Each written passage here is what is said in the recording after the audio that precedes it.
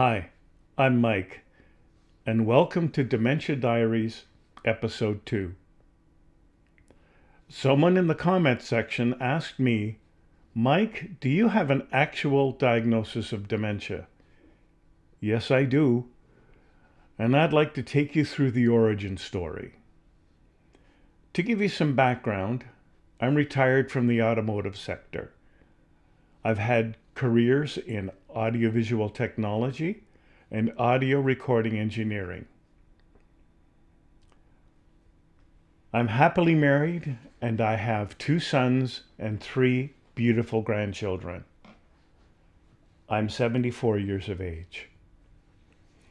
Back in April of 2014, when I was driving from work to choir practice, I was involved in a hit-and-run accident that resulted in serious injury and a concussion.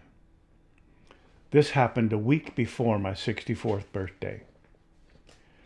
In May of 2014, my doctor ordered an MRI. This revealed a stroke and a closed brain injury. A number of assessments were completed and therapies were put in place to improve communication skills, balance, and visual tracking. There were some improvements.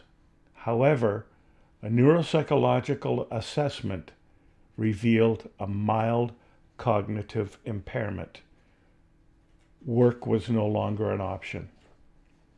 I was 64 years of age. In the summer of 2018, we began to notice troubling changes. For example, I was misunderstanding text messages from close friends. I would have brain freeze and I would stare blankly into space. I would ask Karen the same questions over and over and over again. And I was having trouble with concepts involving numbers. In the fall of 2019, Karen asked if I'd be willing to see a neurologist. And I asked why. And she said, well, if this is what I think it is, maybe there's a medication that can help you.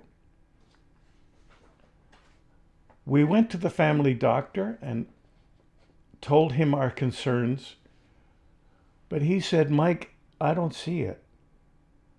He gave me some tests, and that still didn't convince him.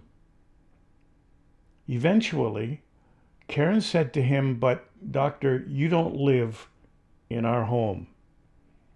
To his credit, he granted a request for referral to a neurologist. And then came the long wait. A year later, in the fall of 2020, in the midst of the COVID shutdown, I was contacted for a phone appointment with the neurologist.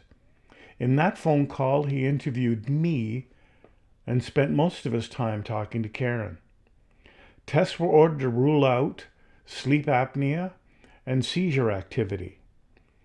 There was an MRI booked as well. In March of 2021, I received the diagnosis. Mike, you have vascular dementia and mild Alzheimer's disease. To be honest with you, I was relieved. Finally, there was an answer.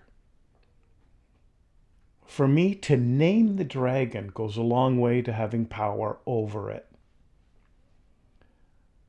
The MRI confirmed it. At first, I only wanted our sons and grandchildren to know. As I got my head wrapped around it, I was more willing to share with people outside of the family. And as you'll see in future episodes, I have nothing to hide. Please, if you have any comments you're willing to share, please leave them below. And if you have any ideas for future episodes, drop me a note. I read them all. So please like and subscribe. And stay tuned for future episodes. And in the meantime, thanks for dropping by, and we'll see you next time.